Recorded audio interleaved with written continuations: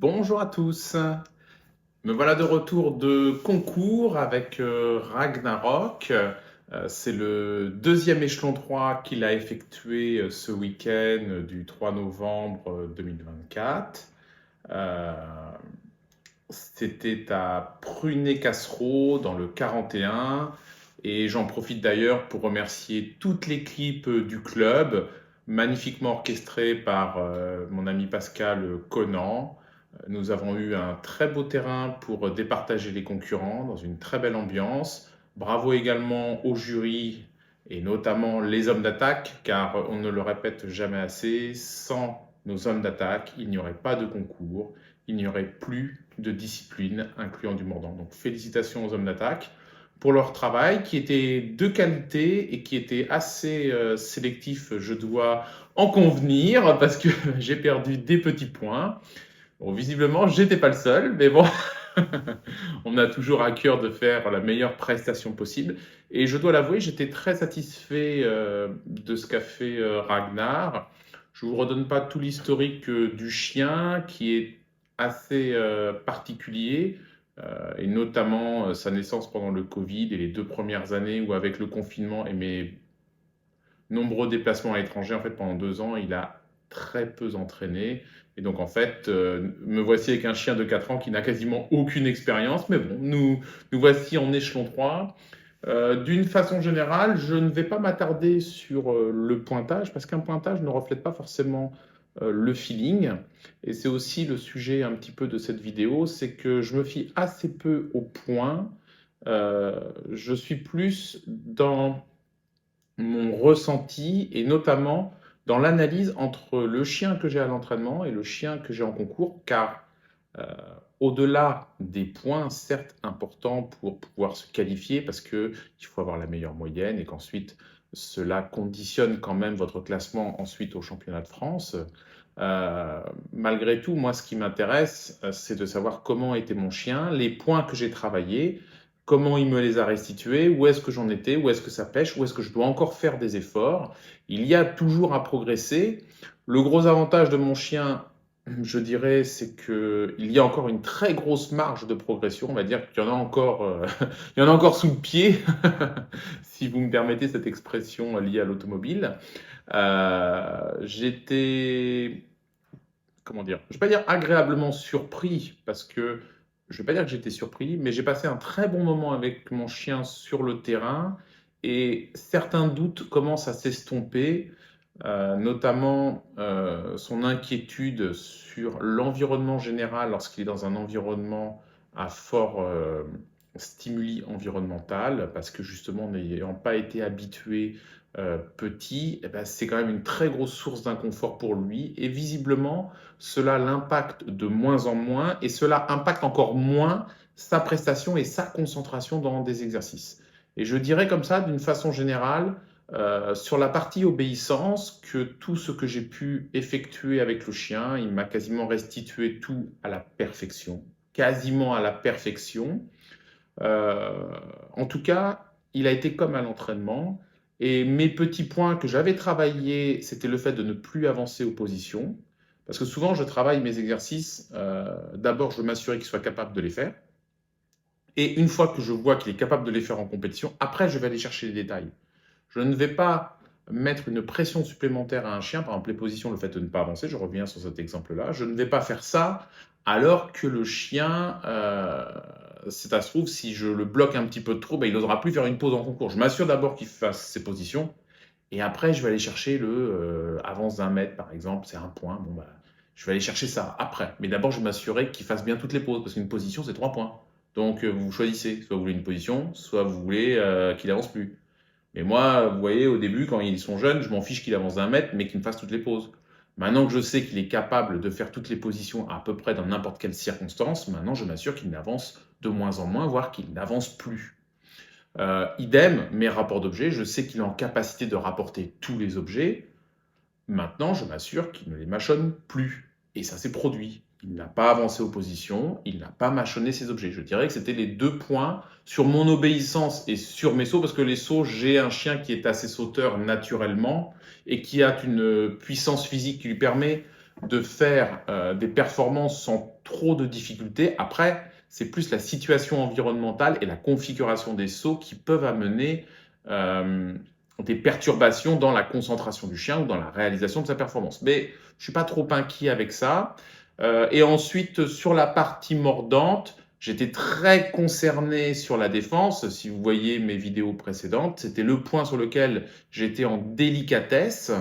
Eh ben, j'ai une défense, les amis. Donc, j'ai beaucoup travaillé là-dessus et je remercie, j'en profite en même temps, un petit remerciement. C'est vrai qu'on le fait jamais assez, ça paraît normal, mais ce n'est pas normal. Enfin, ce n'est pas normal. Mais il faut le faire quand même si c'est normal que les copains viennent à l'entraînement, il faut quand même les remercier. Donc, je remercie Maxime, je remercie Roman, je remercie Damien et Laurent pour justement, les Laurent, pour leur aide vis-à-vis de Ragnar. Et je suis très content, la défense, ça s'est bien passé. Toutes les attaques, je dirais, il n'y a pas de tarde à lâcher. Le chien a fait son travail, il était aux ordres, il n'a pas devancé, il n'était pas excité, il était calme, concentré, posé. Et comme à son habitude, on va dire, il a des entrées, il a une bonne bouche. Voilà, j'ai une arrêtée. Certes, elle m'est comptée loin. Elle n'est pas près. Bon, est-ce qu'elle est aussi loin? C'est un autre. Bah, je crois qu'on l'a en vidéo. Parce que justement, je vais arrêter de blablater. J'ai des petites vidéos. Je voudrais juste terminer sur le petit point. Parce que ceux qui verront le score, je crois que ça fait 346, un truc comme ça, verront le score. Se dire, bah, attends, il dit que tout est génial. Et puis en fait, il fait que 346. Il manque encore plein de points en fait. Euh, je n'ai pas eu de garde d'objet. À la fin du programme, il y avait la garde d'objet. Et en fait, le chien la laisse partir. C'est-à-dire qu'à l'approche, alors qu'il était bien mis en condition, j'avoue que j'ai été surpris. Ben, je crois que ça, je ne l'ai pas en vidéo. Donc, je vais dire mon ressenti vu de la cachette. Et d'abord, quand je l'amène à l'exercice, je vous avoue qu'une fois que j'ai passé ma défense du mètre et puis que je vois que tout le parcours est prêt, quand je vais chercher la garde objet qui était très volumineuse, enfin très volumineuse, elle était pas non plus, elle faisait pas 2 mètres de long, enfin bon, c'était un objet, vous voyez, une grosse glacière, un arceau avec des branches autour. Elle était assez conséquente quand même. Je me suis dit, tiens, ça c'est un truc qu'il connaît pas dans la forme et surtout le fait des branches, ça m'inquiète un peu. Mais je prends mon chien, je pose l'objet, paf, il monte dessus, il se met en place et puis où est-ce que le gars il arrive? Donc je vois que mon chien est dedans et en fait, je suis allé dans la cachette un petit peu tranquille, en fait, sûr de moi. De toute façon, une fois que je suis dans la cachette, je peux rien faire. Mais je veux dire, j'étais apaisé, serein parce que dans mon esprit, le chien était focus dans l'exercice, il était au job. Et d'ailleurs, même entre 2 et 5 mètres, vous voyez, entre ces deux lignes-là, je vois que j'ai cru voir même que le chien était prêt à y aller parce qu'en plus, l'homme d'attaque venait avec un accessoire. Je sais qu'il a tendance à sortir sur l'accessoire, pourvu qu'il se tienne un peu. Et ah, non, non, ça va, il se tient et tout. Et puis au final, il se tient tellement qu'il laisse approcher le gars. Mais c'est vrai que ces derniers temps, mes gardes d'objets étaient peut-être un peu serrés à l'entraînement. Ça fait en plus un petit bout de temps que j'en ai pas trop fait. On va dire style mondiaux, c'était plus un peu façon ring où je resserrais pour travailler, on va dire la touche et tout ça. Et puis du coup, bah, vous voyez comme quoi le mondiaux, c'est pas si simple que ça. C'est que l'objet est grand et puis bah on prend l'objet de loin, on peut tenir la hanse et puis au moment où il recule, le chien il dit ah non, du coup il s'est posé une question et vous voyez il se décale et il laisse partir l'objet en se disant ah faut peut-être pas que je me morde. Il voulait pas faire de bêtises. Bon, on est toujours un petit peu vexé dans ces cas-là, mais vexé, c'est plus par rapport à un ego mal placé de ma part. Mais l'homme d'attaque fait très bien son travail, je l'en félicite. De toute façon, j'aurais pas aimé une aide. Je veux dire, on est en compétition, donc il fait son job. Mon chien, il est inexpérimenté, et c'est de ma faute s'il n'arrive pas avec le bagage d'expérience technique en capacité à réaliser l'exercice. Donc, je prends tout pour moi. Comment analyser la chose? Je me suis posé plusieurs questions et en fait, avant que j'arrive sur les vidéos, Damien, mon copain Damien, que vous avez vu dans plein d'autres vidéos et qui a la gentillesse d'être à mes côtés depuis de très très longues années. Je crois que depuis mes tout débuts d'élevage, nous sommes ensemble. On a traversé le monde ensemble et emmené plein de chiens en championnat ensemble. Et il me dit, ouais, mais Fabrice, ces derniers temps, tu n'as fait que des ateliers. Tu fais plus de parcours complet. Bon, et puis je me suis dit, ah ouais, putain, c'est vrai. En fait, je ne fais que des petits ateliers, en fait. Et c'est vrai que ça fait des mois, je ne fais qu'un ou deux exercices, parce que je veux pas que mon chien se blesse. J'ai toujours été embêté avec son coude ces derniers temps, donc je dis, ah bah oui, oui. Et il me dit, la valise, elle arrive à la fin, est-ce que ton chien, il sait pas... C'est vrai que, en fait, maintenant que j'y repense, Ragnar, il y a deux choses en fait. À la fois, il était ultra studieux. De toute façon, je le vois bien, il était très appliqué, sérieux au boulot, comme à l'entraînement. Et c'est vrai que le parcours du coup a été long et c'est assez inhabituel puisqu'on fait toujours des petits parcours courts où à la fin, hop, bah, c'est fini. Enfin, au bout de 3-4 exercices, c'est fini. Et là, c'est long, ça dure, ça dure, ça dure, ça dure, ça dure. Et peut-être que le chien, ça l'a mis un petit peu en dessous, si je puis dire. Et il a, comme c'est vrai que je verrouille quand même beaucoup mon obéissance, donc parce que je veux être sûr de garder la maîtrise en toutes circonstances de mon chien. Mais peut-être que du coup, bah, il n'a pas osé se libérer suffisamment pour prendre une initiative et s'est dit, oh, il a plutôt préféré laisser partir l'objet qu'oser mordre, tout simplement parce qu'il ne voulait pas faire une bêtise. Et du fait de la longueur du parcours, c'est peut-être joué. Et je pense que là-dessus, il a touché du doigt quelque chose d'important. Donc, quand on verra les prochaines vidéos, j'en reparlerai, mais volontairement, pour Ragnar, maintenant, je vais arrêter mon travail sous forme d'atelier. Je sais qui sait tout faire. Maintenant, je vais faire des programmes. Enfin, quand je dis des programmes, c'est-à-dire que je vais enquiller des exercices pour l'amener à un état de fatigue, à un état, pas un état de fatigue, mais pour l'emmener un petit peu plus loin de leur retranchement et le remettre en place sur ce genre d'exercice pour voir pour lui apprendre que, bah non, même si tu es un petit peu sous pression, tu peux prendre l'initiative. Donc voilà, ce sera ma prochaine étape. Je vous ennuie pas plus sur du blabla parce que vous avez peut-être envie de voir quelques images. J'ai mon amie Véronique du club qui m'a fait le plaisir de me filmer un petit peu et j'ai quelques exercices qu'elle m'a filmé et qu'elle m'a envoyé. Je les ai là sur mon ordinateur, ils sont un petit peu pêle-mêle, donc je les lance les unes après les autres et puis on voit ce que c'est. Euh, c'est parti. Donc là, c'est l'attaque de face accessoire. Voilà. Donc comme on peut voir, le chien, il fait une belle entrée. Pivot propre, sous le genou, pas de tarde à prendre, rien. Cessation, il revient parfaitement au pied. C'était la première attaque de l'exercice. Pardon, du programme. Pour moi, vous voyez, que ce soit en vidéo là ou en vrai, le chien fait parfaitement son exercice. La feuille de score, on m'a retiré des points. Mais pour moi, le chien réalise parfaitement son exercice. Donc, pour moi, le chien a très bien travaillé. C'est ce qui m'importe. C'est ce qui m'importe. Qu'est-ce que l'on a? Alors maintenant, ça c'était le rapport d'objet lancé. Ah, très intéressant. Rapport d'objet lancé par-dessus l'obstacle. Et en fait, bah là, ça se voit pas trop à la vidéo, mais en fait, vous allez voir, mon chien fait. C'est pas qu'il hésite, il réfléchit. Pourquoi il réfléchit? Alors, le rapport d'objet, vous voyez, il me ramène l'objet, il est assis, je reprends l'objet, tac, c'est parfait. D'ailleurs, ça a été compté comme parfait, il n'y a pas un machin, je suis très content du rapport d'objet. Mais vous voyez, je fais le rapport d'objet et quand je lance, je fais mince, je viens de m'apercevoir, non, j'étais le premier concurrent, je lance et je viens de m'apercevoir et ça n'était pas au chien blanc, qu'ils avaient laissé les accessoires de l'attaque du chien en blanc. Et les accessoires, c'était des bouteilles avec un manche. Donc, autant vous dire, un bel objet. Pour le chien, visuellement, ça ressemble à un objet. Et ils les avaient oubliés, si vous voulez. Ils avaient oublié de les ranger. Et ils étaient là. Et quand j'ai lancé, je fais, oh mince, il va aller me ramener ça. Et en fait, le chien, il va sur l'espèce de bouteille. Et puis, il met le nez au sol. Il fait, non, mon maître, il a pris cet objet-là et il me l'a ramené.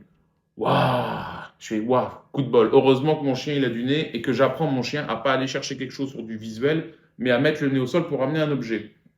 Je suis content.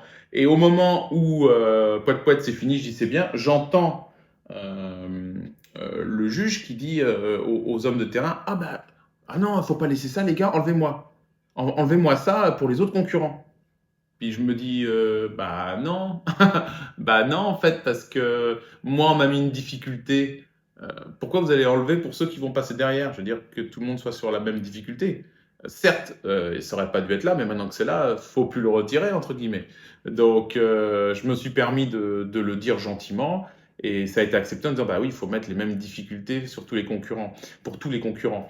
Donc, je ne sais pas si pour les autres, ça leur a posé souci, mais je pense que pour certaines personnes, du coup, ça a amené d'autres choses dans la zone de réception de l'objet que l'on envoyait. Juste pour vous dire que, voilà, vous voyez, c'est pas parce qu'on est on travaille et tout, mais faut être vigilant sur tous les points. L'erreur que j'ai faite, moi, c'est que quand j'aurais dû faire attention à la réception de l'objet, et je veux dire, on doit dépasser la ligne de 5 mètres. Rien ne vous dit qu'il faut l'envoyer dans l'axe. Vous pouvez l'envoyer en décalé, et là, il n'y avait pas de risque. C'est là-dessus où il faut être vigilant. Vidéo suivante, c'était quoi? Alors là, il me semble que c'est l'en avant. Ouais, je me mets en place, j'envoie le chien. Donc, pour moi, la réalisation est parfaite. Je donne pas Petit aparté, je crois que c'est marqué sur ma feuille, un pied. Alors, je sais pas quand une ligne droite, ça fait un biais, mais bon, voilà, c'est dit hein, entre les lignes. Mais bon, après, voilà, je ne suis pas juge et forcément, je vais défendre mon chien. Mais en tout cas, je vais pas me mettre à travailler mon en avant. Pour moi, le chien a fait le travail que j'attends de lui. Pour moi, c'est carré. Je l'envoie à l'en avant, il va tout droit, je siffle, il revient. Pour moi, c'est propre. La vidéo suivante, c'est le refus d'appât. En fait, c'était le tout premier exercice. C'est-à-dire que quand nous rentrions, on allait se mettre en place pour le refus d'appât. Ça, très clairement, pour mon chien, ce sont des difficultés. Être en hauteur comme ça, c'est pas quelque chose qu'il apprécie. Et vous voyez, l'oiseau en papier au-dessus, ça, c'est très clairement le genre de choses. En plus, il y avait un petit peu de vent, vous voyez. D'ailleurs, on le voit, le chien, ça le perturbe un petit peu quand même. Très clairement, ça, c'est des choses, avant, ça l'aurait réellement inquiété. C'est là où je dis, il a énormément progressé parce que ça ne l'a pas, ça l'a perturbé, mais il est resté focus. Quand je lui dis coucher, il se couche. Bon, les appâts, ça, j'ai assez peu de doutes. On peut jamais être sûr à 100%, bien entendu, mais je sais que mon chien n'y touchera pas. Voilà, il rentre d'entrée de jeu un truc difficile, ça ne l'a pas empêché de dérouler son parcours après. Je suis très content de lui. Là, c'était la réception. Voilà, cette vidéo-là, c'est la réception des petits bois. Vous voyez, moi, j'avais posé le mien au milieu.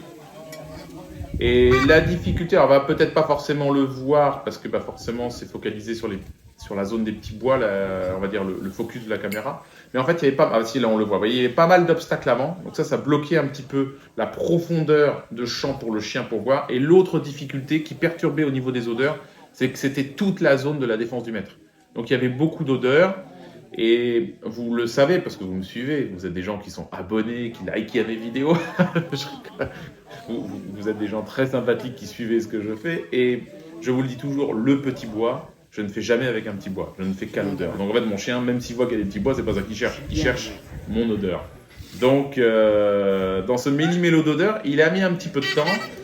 Et stratégiquement, en fait, comme il met toujours du temps à s'asseoir, quand il est revenu, paf, j'ai pris l'objet. Je voyais que le compteur, vous voyez, c'est pareil, quand vous êtes en concours, je ne vais pas dire soyez stratégique, mais vous dites pas, faut qu'il soit assis pour que je prenne l'objet. Parce que le temps des fois qu'il s'assoit, ça se joue à 1 seconde. Je veux dire, là, quand vous avez vu que votre chien, il a perdu du temps pour trouver la zone des petits bois, après, le temps qu'il prenne et qu'il revienne, moi je sais que Ragnar, en plus, là où il est le plus long, c'est il prend son temps pour s'appliquer, de s'asseoir. Si j'attends d'être sûr qu'il s'assoit et puis que j'ai j'ai pas eu le temps de prendre l'objet, j'ai 0. Alors, ce que je fais quand c'est comme ça, c'est dès que le chien arrive, paf, je prends l'objet. Tant pis. Si je sais que j'ai le temps, je le laisse asseoir, je prends mon temps et je valide tout pour avoir tous mes points. Mais là, stratégiquement, qu'est-ce qui vaut mieux? Perdre un point ou perdre tout l'exercice? Voilà, je prends l'objet. Et c'est pareil, vous voyez, ça c'est un point qui est retiré sur la feuille, ce qui est normal, hein, si la remise est non assise, il faut la retirer. Mais ce que je veux dire par là, c'est que je ne veux pas mon chien allait s'asseoir. Lui, il n'a pas le chronomètre, il ne sait pas qu'il y a un chronomètre, c'est pas de la faute du chien. C'est moi qui prends sur moi de vouloir prendre l'objet pour avoir le maximum de points, plutôt que de tout perdre. C'est purement stratégique. Mais le chien a parfaitement réalisé l'exercice. C'est comme ça que j'analyse le parcours d'un chien, en fait. Est-ce qu'il a fait l'exercice? Est-ce qu'il avait la volonté de bien le faire? Il était appliqué, concentré, il faisait? Ou je regarde les points, je dis c'est pas bon parce que tu n'as pas tous les points. Ça veut rien dire, ça. Ça veut rien dire. Un score ne veut rien dire. Alors, ensuite, ça, c'était quoi? Les fameuses positions. En fait, on faisait le refus d'appât et après, c'était les positions. Voilà. Alors là, j'étais pas très fier. D'ailleurs, son debout le montre. Lui non plus n'était pas très fier. Tout simplement parce qu'après le stress, vous avez vu les appâts, Je vous avais dit, il était un peu en stress avec tout son truc autour. Quand je me suis mis en place, je me suis dit, waouh. Et d'ailleurs, quand j'ai fini, on ne voit pas la vidéo, mais quand j'ai fini la pas vite, ouais, c'est bien mon chien, ouais, bonhomme, pour essayer de faire passer un petit peu cet état de stress environnemental. Et puis voilà, après, il y a eu les positions. En fait, nous, on était sur des marches d'un escabeau. Et en fait, on devait bouger quelque chose pour créer du mouvement et du bruit. Ce qui faisait... Et après, vous voyez le petit tourniquet avec les positions. Bah si, on va voir du coup avec l'escabeau. Voilà, les positions, c'est bien. Alors, on m'a retiré des points. On m'a dit que j'ai pas attendu le signal du juge. Alors, bon, j'ai pas redemandé à Jean-Luc. Pour moi, j'arrive, je lui demande assis, je regarde, je vois un signe de tête, je demande debout, je pars. Alors peut-être qu'il faisait quelque chose d'autre, mais comme j'étais le premier concurrent, bah, j'ai pas remarqué quoi que ce soit. Puis vous savez, les chiens en blanc, bien souvent, bon, faut déjà que le chien fasse les exercices des fois, et puis bon, d'autres fois, on fait pas forcément attention à ces choses-là. Pour moi, je vois un signe légèrement signe de tête. Ah, peut-être qu'il m'en a pas fait et il attendait un peu avant de me faire un signe. Moi, je l'ai pris pour un signe. Donc là, il m'a retiré. Vous voyez, là, il m'a retiré 3 points. Bon, bah, c'est 3 points. Vous allez me dire, ouais, 3 points, c'est cher quand même, hein, c'est cher payé pour un chien qui a fait tous les exercices. Mais bon, si c'est le règlement ou si c'est une interprétation du règlement, je ne sais pas. Moi, j'essaie de bien faire. Mon chien fait l'exercice et je garde ça en tête. Le chien a bien fait l'exercice, quoi. Et est-ce que c'est tout? Est-ce qu'on a autre chose? Ah voilà, ça c'est là. Bah, il me semble que c'est la défense. Je vous ai dit, c'est un petit peu pêle-mêle. Nous avions l'attaque accessoire en programme mordant. Après les sauts, les 3 sauts étaient dans la même zone, là, ici, là. Et ensuite, on avait l'attaque accessoire que vous avez vu au tout début. Et ensuite, on faisait la défense du maître, que vous voyez là. Que dire de la défense? Bah, pas que j'ai du bol. Parce qu'on a travaillé ces situations-là. Et je suis content. Je ne vais pas dévoiler tout sur la défense en termes d'entraînement parce que je sais que je suis là maintenant, je vais être obligé d'être un petit peu stratégique. Bah, stratégique, c'est-à-dire que je vais être obligé. C'est pas que je vais cacher des informations parce que je cherche à cacher des trucs confidentiels. C'est juste que bah là, vous voyez, je commence à faire 2 concours. On va voir le ranking apparaître des moyennes de la saison, on va voir mon chien apparaître, et on a tous des forces et des faiblesses dans un entraînement. Et donc je ne vais pas dévoiler certaines faiblesses parce que c'est un petit peu trop facile après, soit pour des hommes d'attaque, soit des fois pour des gens qui préparent des défenses, de faire des fois en fonction un petit peu du concurrent. Quand vous savez d'avance où sont les défauts du chien, bah, c'est plus facile de les exploiter. Donc je ne vais pas tout dévoiler. Toujours est-il que cette défense est dans le style. Alors, je ne suis pas un grand fanat des scénarios en tant que tel. Je travaille toujours, bah, c'est ma qualité et peut-être mon défaut, je travaille souvent par atelier des points clés. Et en fait, les points clés que nous avons travaillés, ce sont des points... comment dire? Ce sont des points que nous avons eus en concours.